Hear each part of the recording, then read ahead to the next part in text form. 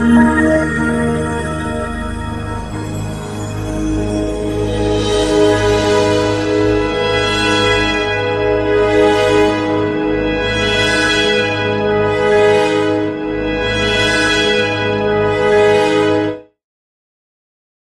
nombre de Argos Cursa, a nombre del maestro Juan Alberto Carrasco Zamora, director general, les doy la bienvenida, Soledad Nava, gerente de radio y logística, les doy la bienvenida a este evento, Encuentro de Colosos Penal Fiscal. Vamos a iniciar con la primera conferencia, que se titula La expansión de los delitos fiscales, Derecho Constitucional en el ámbito penal. Tengo el gusto de presentarles al expositor, al doctor Silvino Vergara Nava. Es licenciado en Derecho por la Escuela Libre de Derecho de Puebla, maestro en Derecho por la Universidad Iberoamericana, doctor en Derecho por la Universidad Panamericana, doctor en Derecho por la Universidad Autónoma de Tlaxcala, doctorante en Derecho por la Universidad de Buenos Aires, Argentina, director general del despacho Consultoría Contencioso Administrativa desde el año 1997, expositor a nivel nacional, instructor en Coparmex, Canacintra, Canaco, Puebla, profesor a nivel de licenciatura y maestría en diversas universidades del país, cuenta con diversas publicaciones, es titular del programa Visión Fiscal todos los tercer miércoles de cada mes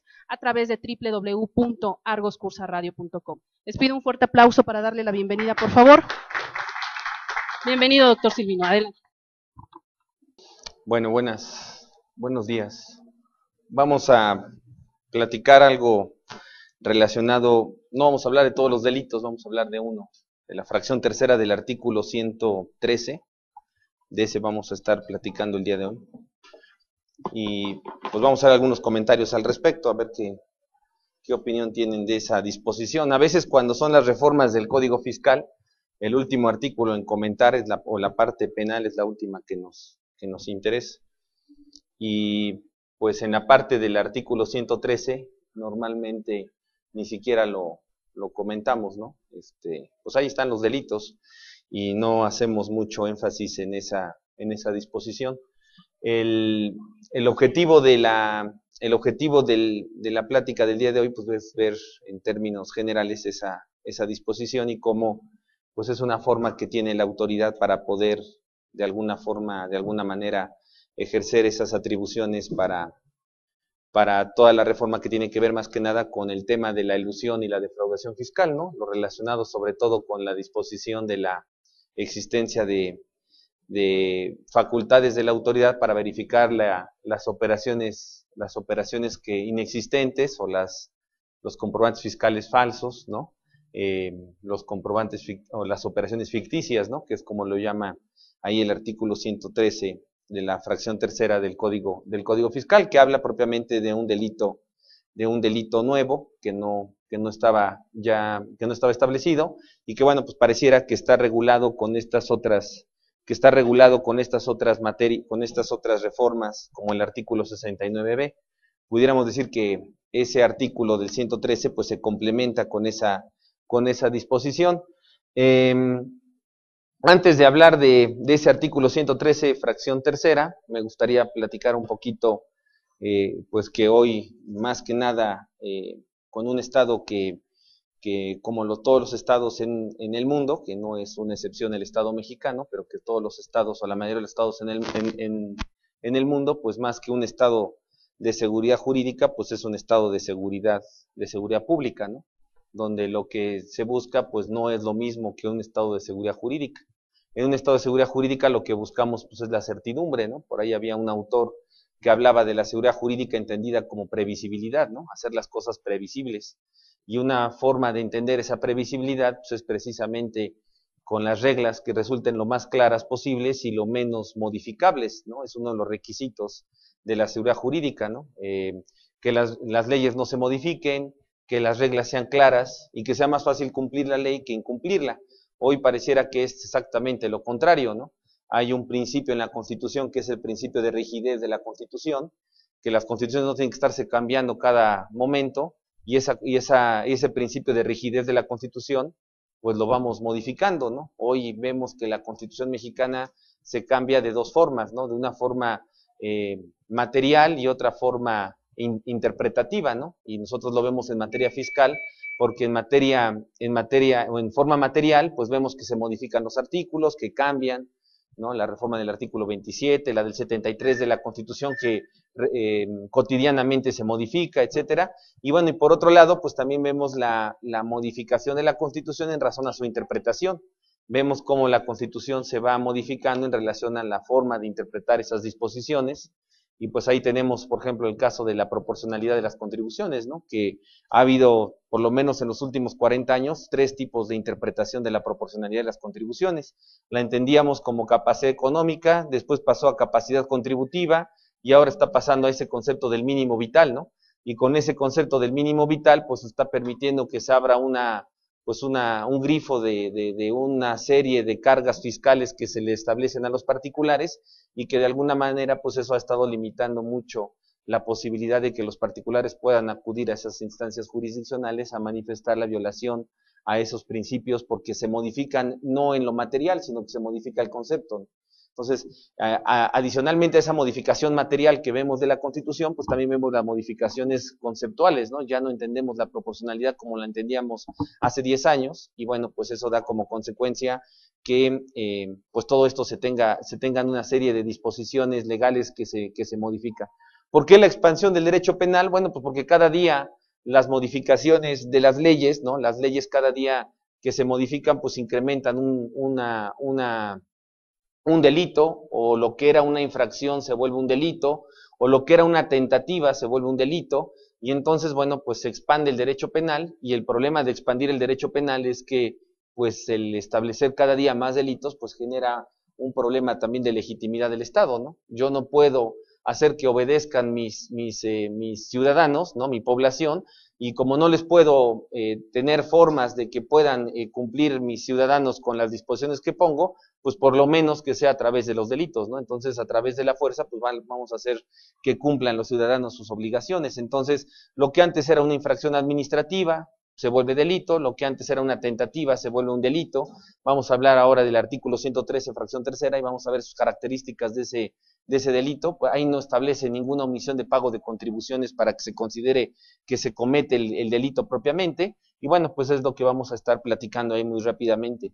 En los cursos últimos que he estado dando, ¿no? Espero no ser repetitivo, pero en los cursos últimos que he estado dando, me ha gustado, por lo menos a mí, no sé si a los demás no, pero pues ya ni modo, y una disculpa, pero me ha gustado comentar algo relacionado con el tema de que por qué tantas reformas fiscales, por qué tantas reformas legales, por qué cada día hay más cambios y más cambios y más cambios, ¿no?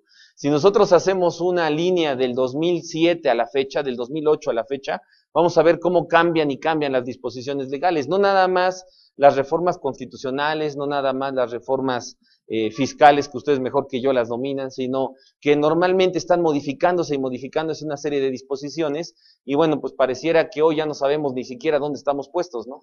El que normalmente está muy interesado en tratar de cambiarlas o estar preparado en esto, pues resulta que ya salió una regla, y ya salió otra reforma, y ya salió otra, entonces pues casi se ha vuelto algo imposible de controlar, o por lo menos de comprender.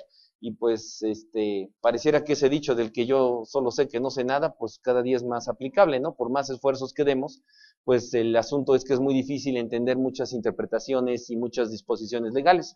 Aquí tenemos así como que una lista de lo que ha pasado del 2008 a la fecha, ¿no? Las reformas penales, las reformas de los derechos humanos, las del juicio de amparo, la reforma laboral, la del Estado laico, que es una parte también importante, la de seguridad social, ¿no? La de telecomunicaciones, la reforma energética. Y bueno, pues toda esta serie de modificaciones que se están presentando, ¿no? La reforma electoral, la reforma económica, ¿no? La reforma del tema que viene siendo el asunto de los energéticos, etcétera, pues eso da como consecuencia que cada día se expanda más el derecho, y al expandirse más el derecho, pues cada día nosotros nos especializamos más en algo muy particular, y en realidad nos estamos hiperespecializando, ¿no? Nos estamos dedicando a algo muy particular. La otra vez me comentaban que había un despacho que se dedica nada más al trámite de devoluciones, ¿no? Y entonces yo nada más hago devoluciones, ¿no? Y había otro despacho por ahí de contadores que nada más asesora a clubes de golf, ¿no? Y ya todo lo demás no hace más que clubes de golf. Digo, pues como que asesorar clubes de golf está medio complicado, pero por otro lado, qué hiperespecialización, ¿no? O sea, dedicarse a algo tan exclusivo, pues es que genera toda esta serie de problemáticas. No podemos conocer todas las disposiciones, ni podemos conocer todas las leyes, y que bueno, pues todo esto da ocasión a que pues pudiéramos decir que hay dos razones por las cuales se modifican las cosas, ¿no? Una, para que el Estado se desarrolle en un sentido desde el punto de vista jurídico y constitucional, y otro, pues para una forma de control.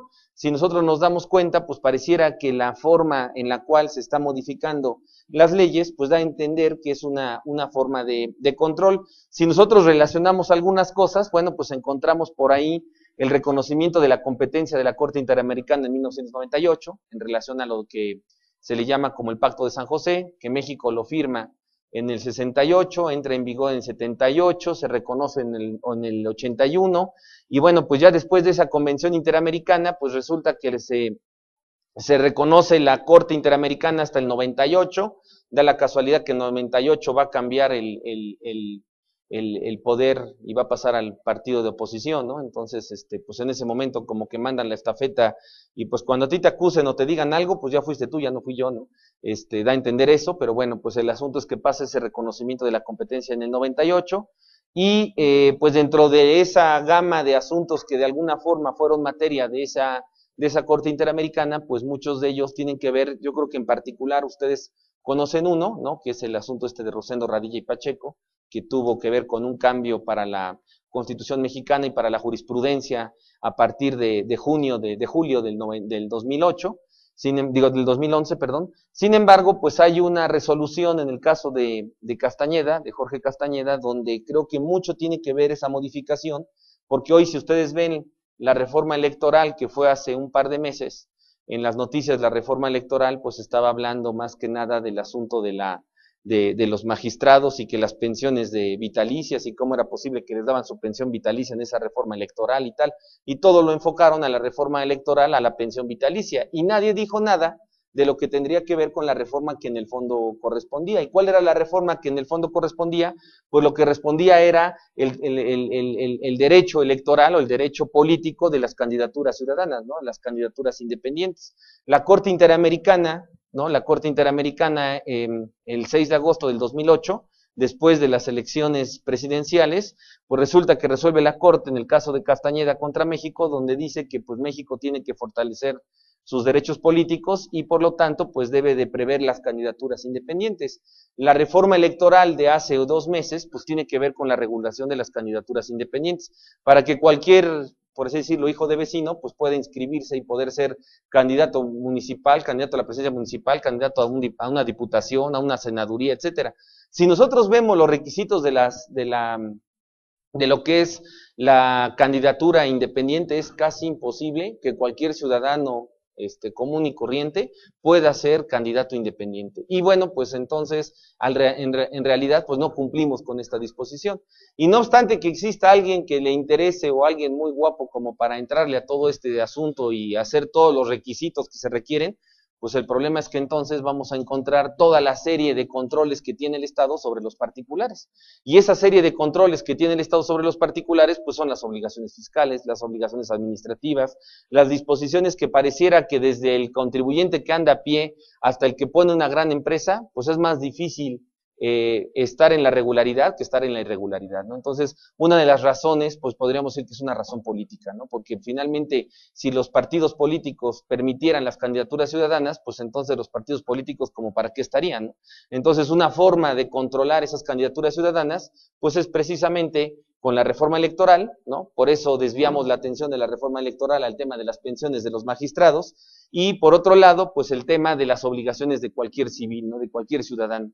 El cumplir con una obligación ciudadana, pues cada día se está haciendo más compleja. Hoy recuerden que lo quiera apuntar y checarlo ahí en la página del Congreso, en la Cámara de Senadores ya se presentó una iniciativa para obligar a los profesionistas a colegiarse. Eso va a generar también otro problema más, porque bueno, pues los contadores, los ingenieros, los arquitectos, a veces los médicos sí están colegiados, pero pues hay profesiones que no necesariamente tienen que estar colegiadas, ¿no?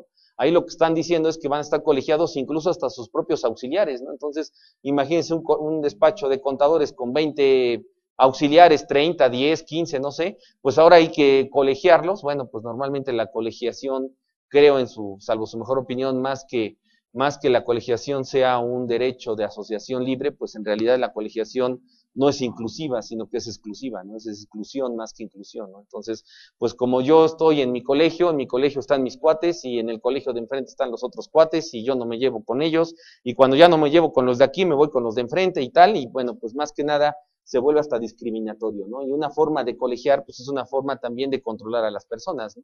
Y bueno, pues ahí está la iniciativa, la presentaron en el Senado en febrero, Manuel Camacho Solís. Debe haber una reforma al artículo 5º constitucional para que obligue a ciertas profesiones, que salvo los astronautas y los buzos, creo que entran todos, donde todos se tendrán que colegiar para poder realizar su función, para poder realizar su trabajo, y luego certificarse, ¿no? Que yo creo que ahí va a ser el cuello de botella, y ahí va a ser como que el filtro, y que bueno, pues hay que darle seguimiento a esa reforma del artículo 5º constitucional, y a lo que viene siendo la aprobación de esa ley de colegiación, que bueno, establece ahí unos plazos de 5 y 10 años para colegiarse, pero bueno, pues eso va a tener también una forma más de control, pues a la clase media, ¿no? Porque normalmente los profesionistas pues se desarrollan en la clase media, y es donde se ven toda esta serie de efectos que estamos platicando. Pareciera que el derecho fiscal lo que genera pues es una transformación de las obligaciones fiscales.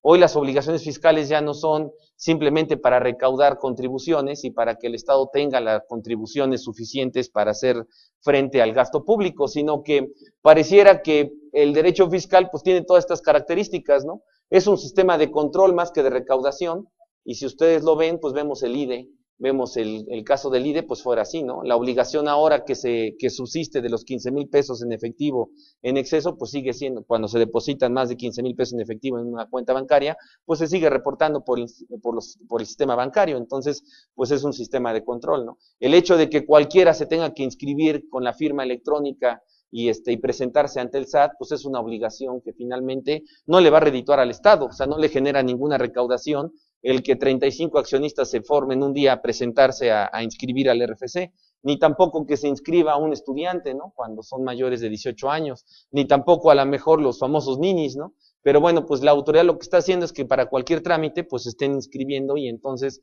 pareciera que el derecho fiscal, pues lejos de ser hoy un sistema de recaudación, pues se ha vuelto un sistema más que nada de control a la ciudadanía.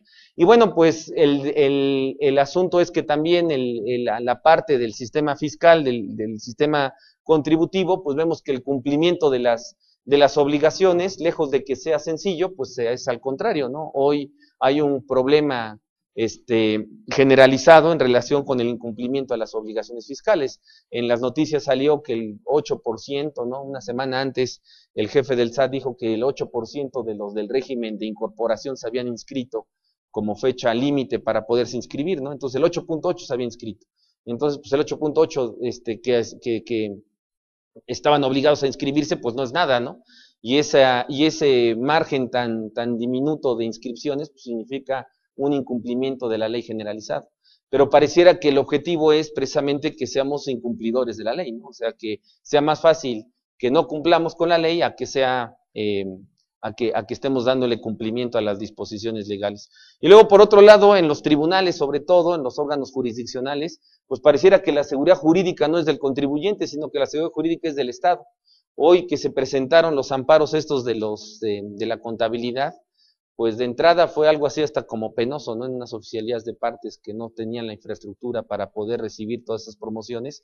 Por ejemplo, allá en el Distrito Federal, 24 horas formado un señor para presentar un amparo, pues es absurdo, ¿no? Y que estén ahí desde las 4 de la tarde del lunes a las 4 de la tarde del martes, y vente por tu sello el jueves dentro de 8 días, o sea, ni siquiera te lo sello, ¿no? Entonces, pues esa falta de infraestructura, cuando un Estado es democrático, se supone que le da mayor amplitud y mayores posibilidades a los particulares para poder acceder a las instancias jurisdiccionales. Entre más fácil sea acudir a una instancia jurisdiccional, pues es una muestra más de un Estado democrático. Al contrario, entre más complicado sea interponer un medio de defensa, una denuncia, un tal, pues es mucho más complicado que pudiéramos decir que hay un Estado democrático. ¿Cuántas personas basta con que vayan a la denuncia? Porque en la vecindad ya se andan peleando, ¿no? Y entonces yo como me quedo tranquilo presentando una denuncia. A lo mejor esa denuncia le van a dar un cajonazo, se va a quedar guardada ahí, pero ya fue una tranquilidad de esa persona ir a presentar la denuncia al vecino, ¿no? Y entonces es hasta una forma de escape de todos los conflictos que se dan, ¿no? El hecho de que sea más difícil presentar una denuncia, una demanda que no presentarla o dejar las cosas que pasan, pues entonces da como consecuencia que pareciera que eso es lo que está sucediendo. En algunos juzgados, en esos amparos contra la contabilidad de enviarla por internet, el artículo 28, fracción cuarta del código, pues otorgaron la suspensión y otros la negaron, ¿no? Negaron la suspensión y dijeron, sí, tienes que cumplir con la obligación. Porque de acuerdo a la exposición de motivos, pues es de orden público, que nadie sabe qué es orden público, y ustedes busquen una tesis de orden público y no dice absolutamente nada. Entonces me imagino que el ministro Cantinflas en su tesis doctoral dijo, interés público es, ¿no? Y todo lo que diga interés público y orden público, ni me pregunten a mí porque yo ni le entiendo, ¿no? Y si lo buscan en las tesis, pues no dice nada, ¿no? Entonces es algo tan ambiguo, ¿no? Y pero ¿qué es el caballito de batalla para decir, pues no procede, te niego, te rechazo, etcétera, ¿no? Y entonces, por causa de orden público y analizando la exposición de motivos del artículo 28, fracción cuarta del Código Fiscal, que habla de la obligación de enviar por internet, pues la contabilidad y los datos contables del contribuyente, pues se niega la suspensión, porque si no la autoridad, ¿cómo te va a fiscalizar? Entonces, si no sabemos cómo te va a fiscalizar, pues entonces se niega la suspensión del acto. Entonces, si lo que estamos diciendo es que esa medida es inconstitucional, están sustentando la negativa de suspensión con la misma medida que es inconstitucional, ¿no? Entonces es hasta tautológico, ¿no? Si me explico, ¿no? Entonces tú estás diciendo que es inconstitucional, pero yo te digo que como es inconstitucional, en base a las razones por las cuales crearon esa disposición que se está calificando que es inconstitucional, pues resulta que no te permito, ¿no? Y ahí no estamos diciendo que no se ejerzan facultades de comprobación, ahí simplemente estamos hablando de una obligación de carácter meramente formal, ¿no?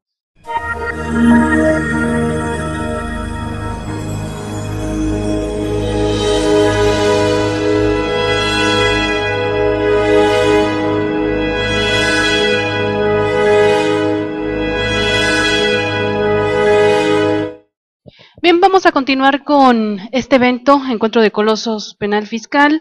Vamos a continuar con la segunda conferencia, la responsabilidad penal de contadores y abogados, reforma de 2014. Tengo el gusto de presentarles al expositor, al doctor Miguel Ángel Ortiz Cabrera, y me permito leer un breve currículum del doctor. Es doctor en Derecho por la Universidad Nacional Autónoma de México, maestro en Derecho con especialidad en Derecho Fiscal, abogado por la Benemérita Universidad Autónoma de Puebla, cursó además las maestrías en Derecho con especialidades en Derecho Constitucional y Amparo y Derecho Penal en la Universidad Autónoma de Tlaxcala. Cuenta con diversos artículos publicados, expositor y conferencista a nivel nacional e internacional, catedrático de licenciatura de Derecho Constitucional, Derecho Penal, cursos Derecho Punitivo, Fiscal, Derecho Bancario, Derecho Civil y Derechos Humanos en la Universidad de las Américas Puebla, delitos especiales en la Escuela Libre de Derecho de Puebla, entre otros. Les pido un fuerte aplauso para darle la bienvenida, por favor. Doctor, bienvenido. Iniciamos. El tema de hoy es muy importante por lo siguiente. El Estado vive a partir de ingresos, como ustedes lo saben. Y últimamente, a partir de una realidad tributaria que enseguida les voy a mostrar, pues se tiene que recargar en los contribuyentes que tiene más o menos controlados. Y entonces, el alza de impuestos es... Y la clase que soporta económicamente al país, pues está sintiendo grandes, pero muy grandes impactos.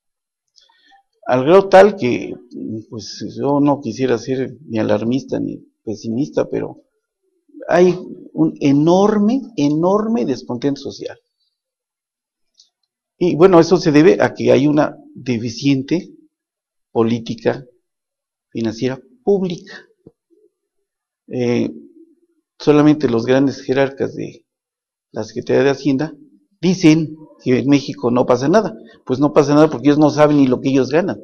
Y no les interesa lo que la gente, el pueblo, sí está resintiendo. El tema que se había escogido para hoy es el de responsabilidad solidaria de contadores y abogados. Esto deriva de la ampliación del 26 de Código Fiscal. Pero yo todavía les voy a proponer una cosa un poquito, que a lo mejor es de su interés. Espero que sí sea.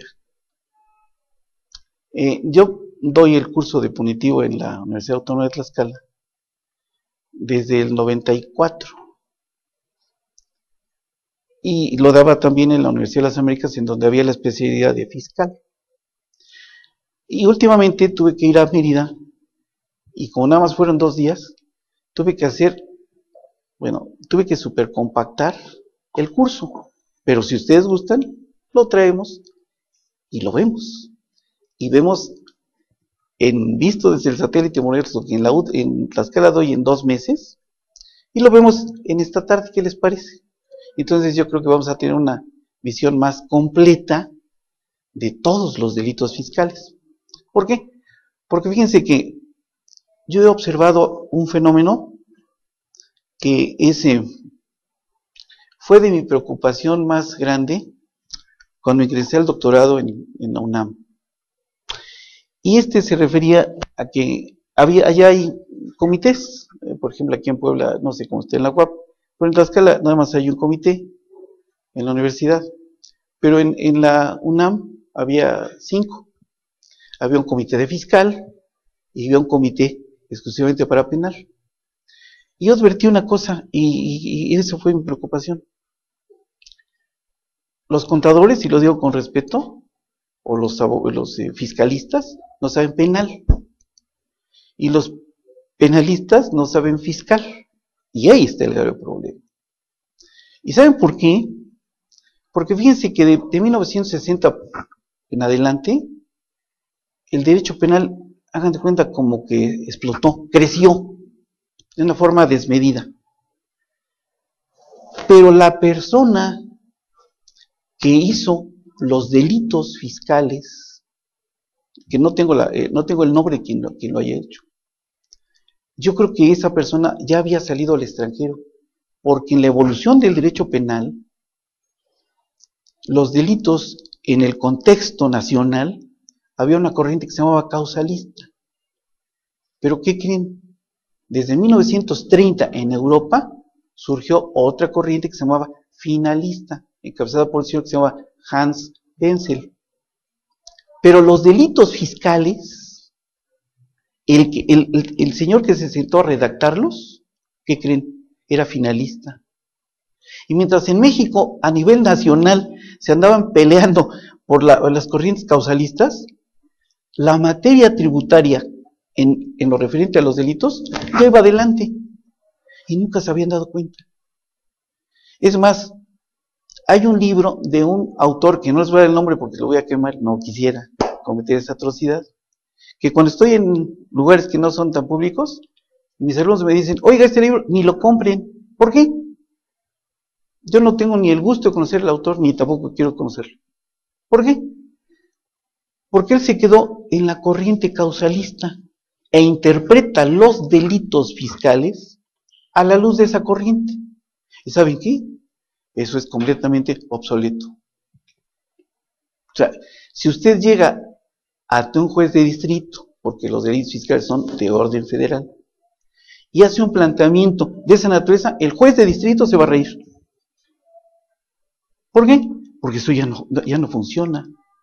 Y ahora todavía más, en donde ya estamos en la antesala, porque todavía para que entren en vigor los juicios orales va a tardar, de los juicios orales. Y los delitos fiscales van a tenerse que ventilar a ese nivel. ¿Y qué van a hacer? Alguien que llegue con corrientes causalistas, perdóneme, va a ser ¿qué? El ridículo. Porque los delitos fiscales, desde hace tiempo, desde que se implementaron, ya venían en esa corriente, en esa perspectiva. Pero muchos autores se quedaron en la prehistoria del derecho. Entonces, he ahí un gravísimo problema. Segundo problema que hay en los delitos fiscales. El 90% de los delitos fiscales son dolosos.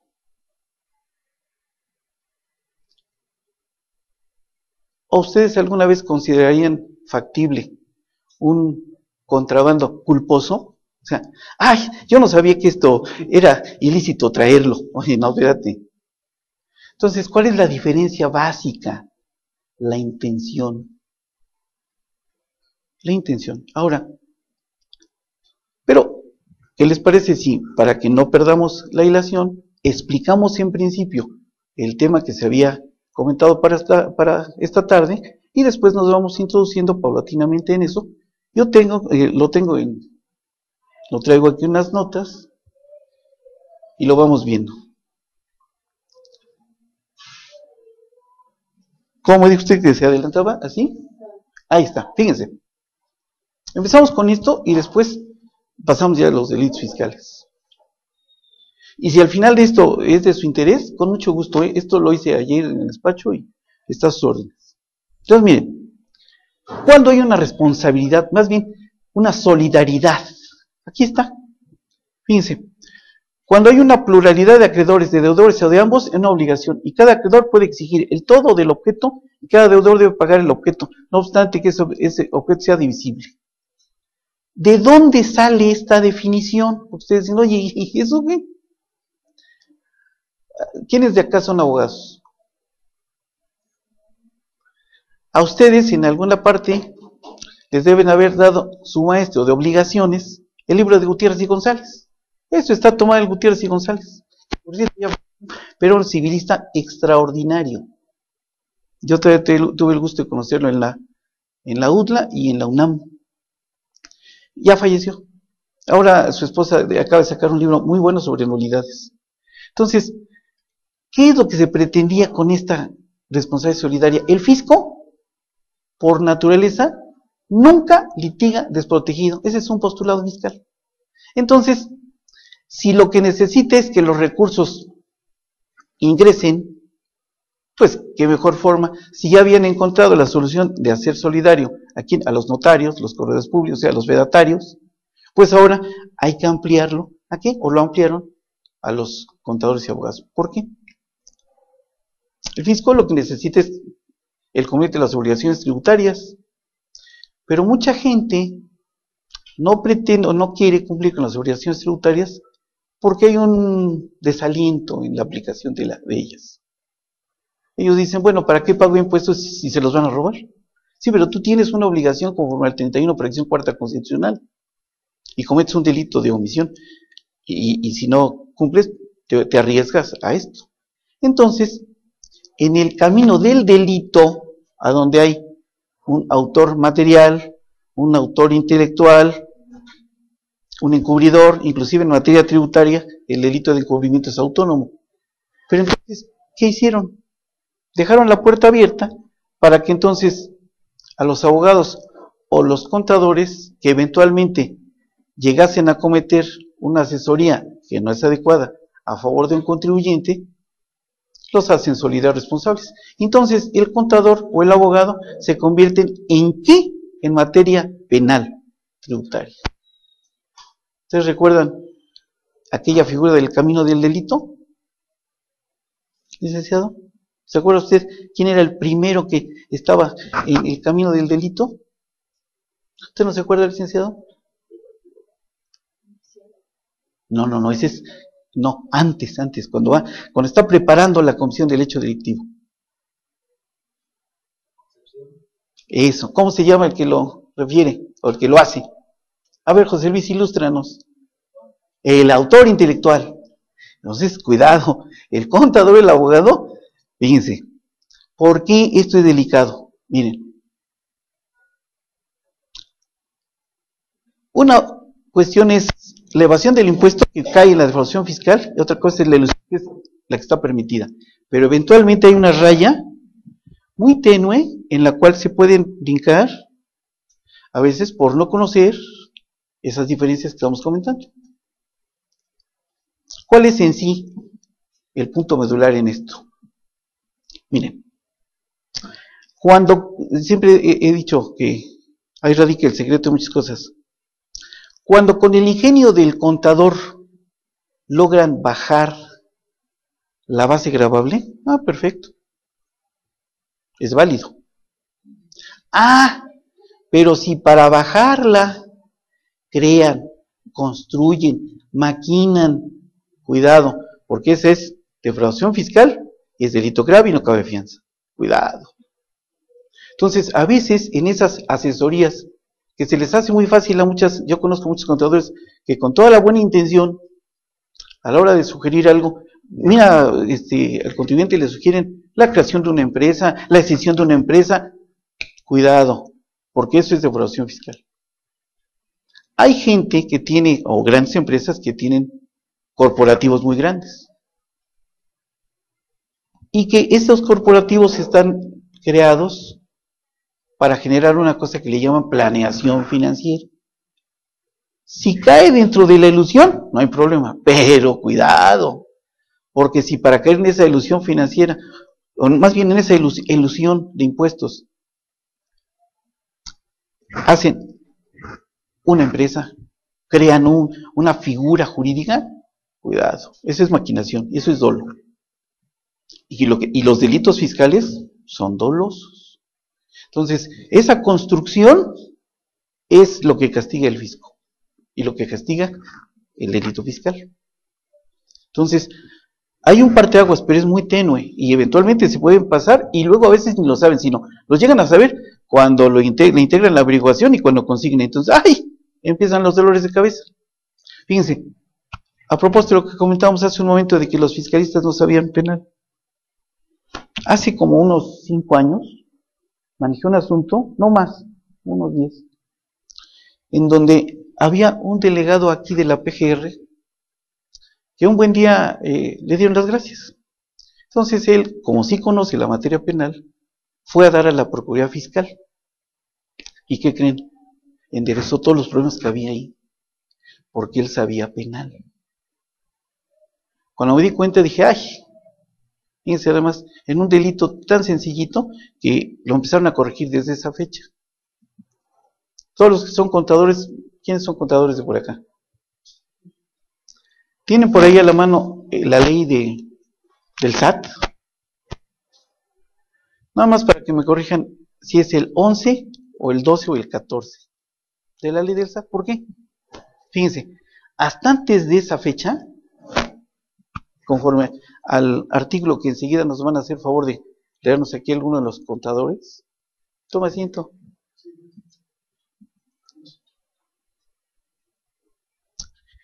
Resulta que presentaba la querella el administrador local jurídico. ¿Ya lo encontró? Sí, el que dice que la representación legal del SAT le asiste al presidente.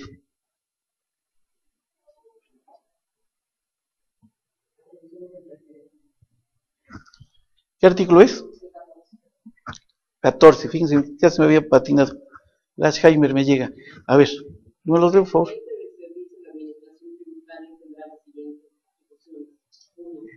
Administrar y representar legalmente al servicio de administración tributaria. Punto, con eso es suficiente. Entonces, ¿quién tenía que presentar las querellas? El administrador, el presidente. ¿Y quién las representaban? El administrador local jurídico. Y una vez dando clases en una escuela de derecho de aquí de la capital, una alumnita que ahora es magistrada, dijo, es que tenemos circular interna. Le dije, oiga, abogada, ¿y de cuándo acá una circular rebasa la ley? Para que sea factible lo que usted me dice, tenía que estar en la ley, tiene que modificar ese artículo. Punto. Aunque tengan 50 circulares, cuando llega al juzgado de distrito y cuando llega a sentencia, el señor se va, el que esté procesado. ¿Por qué? Porque la querella tenía que estar presentada por él, claro, y la presentaba el administrador local jurídico. Entonces, hay un concepto que se llama legitimación. Y Zaffaroni, ustedes los abogados deben haber oído hablar de Zaffaroni en algún momento, que sus 30 doctores honoris causa, por algo se los deben haber dado, dice que los actos de una autoridad deben estar revestidos de racionalidad y coherencia jurídicas, porque si no, está deslegitimado. Y entonces, cuando llegó este amigo allá a la Procuraduría Fiscal, fue el que empezó a enderezar los problemas, porque él sí conocía esa ley. Había sido delegado y había sido compañero mío en la licenciatura acá. Ese es el gran secreto. Los dilectos amigos que estaban en la PGR no conocían ese texto. Cuando llegaba, se ejercitaba acción penal, llegaba, y el juez tampoco lo sabía, pero cuando llegaba sentencia, el juez ¿qué hacía? Dictaba sentencia absolutoria. Ahí está, con base en eso yo saqué una persona. El Ministerio Público todavía apeló en mi asunto. Arriba, el unitario confirmó. Y el señor se fue tranquilamente. ¿Por qué? Porque estaba deslegitimado de origen. O sea, tenía que haber presentado la querella el presidente del SAT. Hay por ahí ahora, ya recientemente, yo creo que se dieron cuenta del error, y ya empezaron a ver por ahí unas ejecutorias de colegiados, en donde ya lo empezaron a modificar. Pero hasta donde sé, ese artículo no se ha modificado. Y con una circular es insuficiente para que se soporte una querella. Porque yo le decía a mi amiga, a mi alumna y mi amiga, oiga, lo que les dije hace un momento, ¿de cuándo acá una circular rebasa la ley? Nunca, nunca. Entonces, vean nada más lo que pasa acá. Fíjense, en el caso de la materia tributaria, o de la materia fiscal, se advierte que habrá una pluralidad de deudores para el cumplimiento de la obligación tributaria, que es el contribuyente, y ahora asesorado y asistido, o ayudado, o ¿por quién? Por el abogado y el contador. Y ahí, vamos a ver, autor intelectual. En este tipo de delitos, ¿lo hace una sola persona, les pregunto yo? No, es un concierto de personas. Entonces, si es un concierto de personas, ¿quién tiene la representación de la empresa? Pues el presidente, aunque el contador le haya dicho, vamos a hacer esto. ¿Cómo en qué casos? He sabido de algunos casos, yo vi uno, facturas apócrifas. ¿Ustedes creen que el presidente del consejo, el administrador único de una empresa, está pensando cómo hacer eso? ¿Eso a quién se le ocurre? Los contadores. Y hasta tienen quien se la surte. Entonces, ahí está el problema.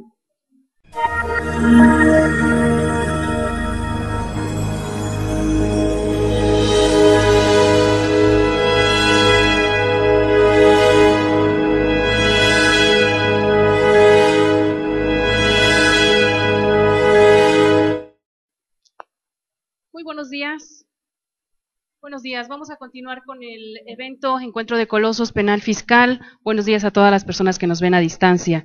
En tiempo real, concluimos con la tercera magna conferencia, las facultades de comprobación en materia penal fiscal. Tengo el gusto de presentar al expositor. Para quienes no lo conocen, voy a permitirme leer un breve currículum. Maestro Andrés Mateos Santiago, especialista en créditos de alto impacto y defraudación fiscal, considerado como uno de los mejores fiscalistas de México, litigante, conferencista y asesor en la materia fiscal, licenciado en Derecho con mención honorífica y especializado en impuestos por la Benemérita Universidad Autónoma de Puebla, asociado fundador del Círculo Mexicano de Fiscalistas, catedrático del área fiscal en diversas universidades del país, expresidente del Colegio de Fiscalistas del Estado de Puebla, conferencista a nivel nacional e internacional, articulista en diversas revistas, autor de exitosas obras fiscales, actualmente es director jurídico corporativo de su propia firma, consultor en asuntos especializados en defraudación fiscal y litigante. Además, es titular del programa La Hora del Maestro Andrés Mateos, el fiscalista de México, que se transmite todos los viernes a las 12 del día a través de www.argoscursaradio.com. Les pido un fuerte aplauso para darle la bienvenida, por favor. Maestro, bienvenido, iniciamos. Gracias, muy buenos días. Mucho material. Ok.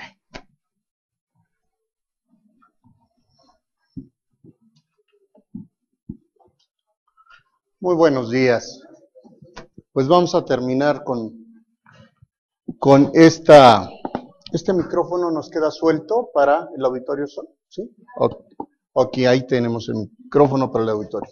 Vamos a terminar este ciclo de conferencias. Hoy tenemos la última. Me agradaría mucho hacer énfasis en varios aspectos importantes. Uno, ¿cómo está la nueva política de fiscalización del año que estamos terminando? Ya en unos meses terminamos, y cómo viene para el siguiente en relación a la defraudación fiscal y otros delitos menores. Y dos, ¿qué tenemos que hacer para poder coadyuvar a la protección de nuestros clientes, ¿no? Especialmente personas morales. Hay algunas cosas que tenemos que implementar como litigantes, como asesores, aunque también tendríamos que hablar un poco sobre la responsabilidad de los asesores, que ya para este año ya está prevista. Entonces hay cosas muy interesantes que platicar. Por favor, todo lo que tengamos que preguntar, adelante, con todo gusto, no hay ningún problema. En el momento que quieran, levantamos la mano y participamos, ¿no? No hay mayor problema en eso. Muy bien. Vamos a ver en este.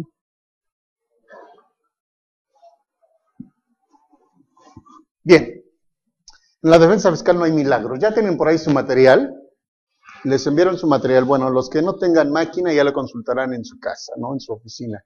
En la defensa fiscal, digo que no hay milagros porque escucho así como mucha interferencia. Algo está por ahí. Algo está muy raro. Se me hace que es... O estamos con volumen muy fuerte en la sala, ¿verdad? Ajá, muy bien, ahora sí. Les digo que la defensa fiscal no hay milagros. Si en algún momento litigamos o asesoramos de manera simple, dijéramos, casi era un milagro obtener, o de manera muy fácil obtener los resultados. Hoy las cosas cambiaron, ¿no? En este año 2014 dimos inicio a una reforma legal de las más complejas que hayamos tenido en los últimos años. Yo no sé si sea la más efectiva, ¿eh? Eso lo dirá el bolsillo, lo dirá la economía. Hasta el momento creo que las cosas no están saliendo muy bien, porque a nivel de macroeconomía se habla de números estables muy agradables, a nivel de microeconomía las cosas se están reventando. Pero bueno, le vamos a dar su oportunidad. Aquí de lo que nos corresponde hablar es de que el impulso de reforma legal de este año trajo como consecuencia reformas laborales, reformas a la ley de amparo, reformas sobre control de cambios, reformas sobre lavado de dinero, reformas sobre Código Fiscal de la Federación, reforma penal, un movimiento legal enorme. Entonces, esto, aparte de todo esto, el parteaguas, ¿no? Hoy la fiscalización se vuelve digitalizada, prácticamente. Como que le estamos diciendo adiós al papel, y hoy estamos en una etapa de digitalización. De alguna manera, yo considero que este cambio va asociado con la forma de que nosotros prestamos los servicios. Porque yo soy abogado. Si hoy yo no tengo a mi lado a un equipo contable, de asesores contables, mi defensa no va a prosperar, se los puedo asegurar.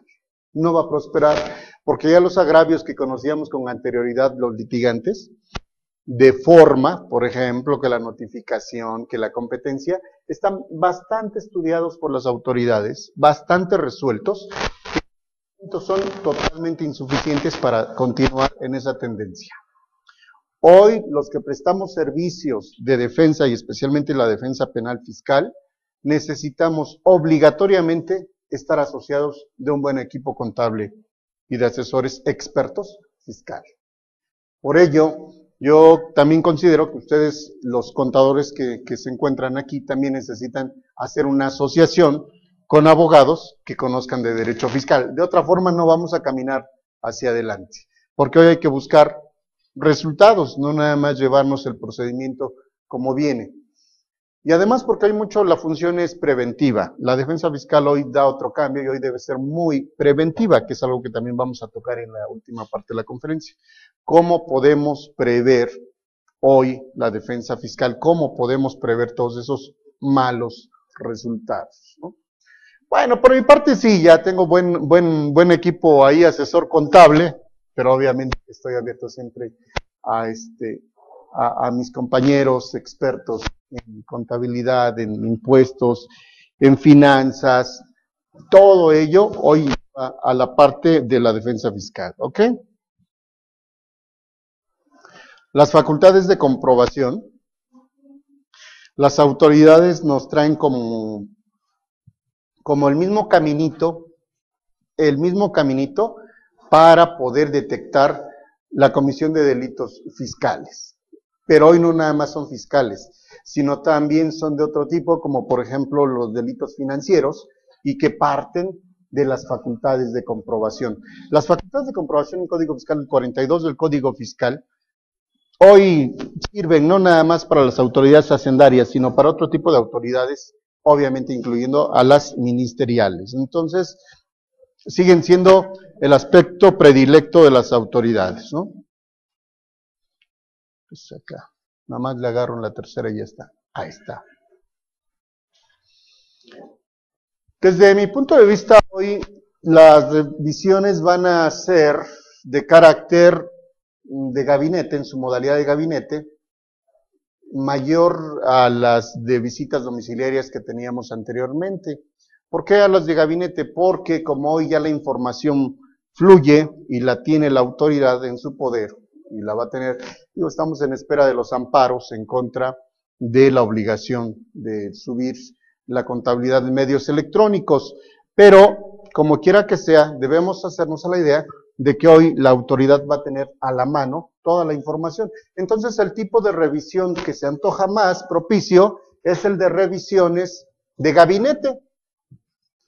Hay una gran diferencia entre una visita domiciliaria y una de gabinete. Finalmente creo que en la defensa fiscal, el tener una visita domiciliaria nos da una forma un poco más cómoda, tan solo porque se practica en tu domicilio fiscal. Una revisión de gabinete practicada en el domicilio de las autoridades cambia. Y ahora con la obligación de subir la información en medios electrónicos, pues se antoja que aquí es en donde tenemos que buscar mucha defensa fiscal, los abogados y los contadores, en cuanto a revisiones de gabinete. Hay que buscar, enfocar las cosas de la defensa en ese aspecto, ¿no? Dentro de las órdenes de visita domiciliaria sabemos que el complejo, el esquema son facultades de comprobación, contribuyentes, responsables solidarios y terceros relacionados. Así lo dice el primer párrafo del artículo 42 del Código Fiscal de la Federación. Pero con respecto a eso, es necesario hacer hincapié hoy en los responsables solidarios. A mí me parece que los responsables solidarios, en este caso, aquí tenemos un problema para esta cuestión de defensa fiscal importante, porque ahí estamos colocados con los representantes legales y estamos colocados con los socios o accionistas. Necesita, el micrófono es por los que nos están siguiendo ahí en línea, ¿verdad? Porque si no, yo sin micrófono estoy perfectamente, ¿no? Ok, bueno, entonces, miren, los responsables solidarios, los representantes legales, los socios o los accionistas, hoy en la nueva defensa fiscal o en la forma de defender, aquí debemos tener mucho cuidado, porque hoy surge la modalidad de las partes controladoras. En la ley conocida como ley lavado de dinero, que es la ley federal para la prevención e identificación de operaciones con recursos de procedencia ilícita, conocida como ley antilavado, en la parte genérica se identifica perfectamente la parte controladora de una sociedad. Y ahí es en donde generalmente aparecen los representantes legales, los socios o los accionistas. ¿Quién es una parte controladora dentro de una sociedad? Pues una parte controladora es aquella que detenta una parte accionaria importante dentro de una sociedad. Y entonces, obviamente que ahí tenemos que tener mucho cuidado en cómo vamos a distribuir o cómo están distribuidas las partes accionarias. Y esto porque, miren, nada más, por ejemplo, cuando yo me pongo a revisar un acta constitutiva y encuentro con que acta constitutiva, como la empresa, como ustedes gusten que se llame, Muebles de Puebla, por decir algo, y después tenemos acciones, de esas acciones tenemos el señor Carlos Jacinto, por decir un nombre, tiene 99 acciones, ¿no? Y Efrén Darío tiene una acción. Eso es muy común. Pero ¿quién creen que es el representante legal? Efrén, que tiene una acción. Esto Se los puedo decir que lo hay tal vez en un 80% de las actas constitutivas y así las hemos dejado durante muchos años, desde que las conocemos. Esto es forma de encontrar o la forma de prever perfectamente. Porque ¿qué les anuncia esa forma de constitución de una sociedad? En la práctica, habrá quien realmente formemos un negocio y alguien que me diga, oye, tú vienes con una acción a mi negocio, con una. Y con una te voy a dar la decisión de representación de la empresa. O sea, ¿es lógico? Es planeación. Pero esa es una planeación pasada, desgastada, que ya no sirve. O sea, de eso se trata entre ver por qué, porque ya no sirve. Porque hoy, si no estaba previsto, hoy ya están previstas ese tipo de situaciones. Para empezar, hay una parte controladora en la sociedad. ¿Quién es la parte controladora? El 99.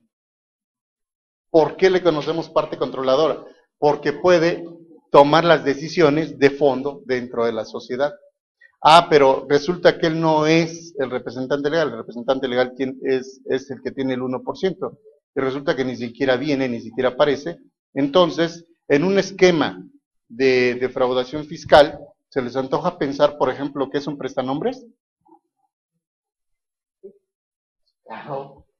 Se les antoja pensar que si es un prestanombres, entonces la sociedad, revisar cuál es su objeto social, a qué se dedica la empresa.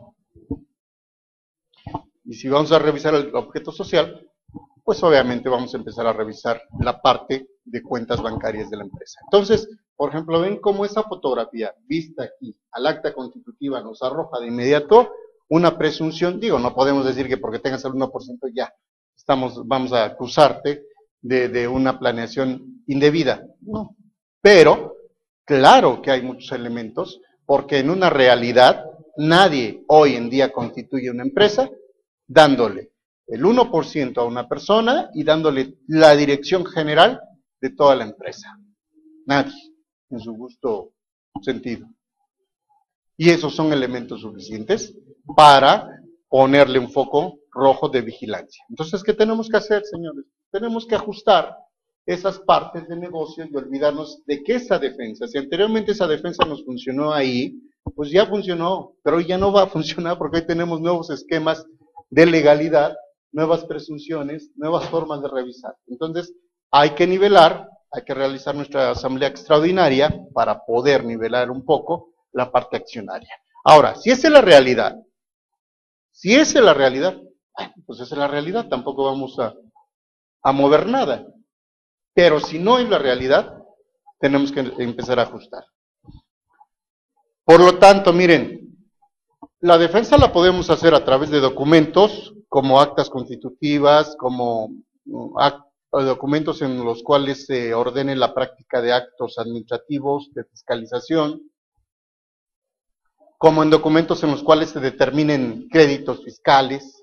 En fin, hay formas en las cuales vamos nosotros como profesionistas encontrándonos con los problemas y solucionándolos.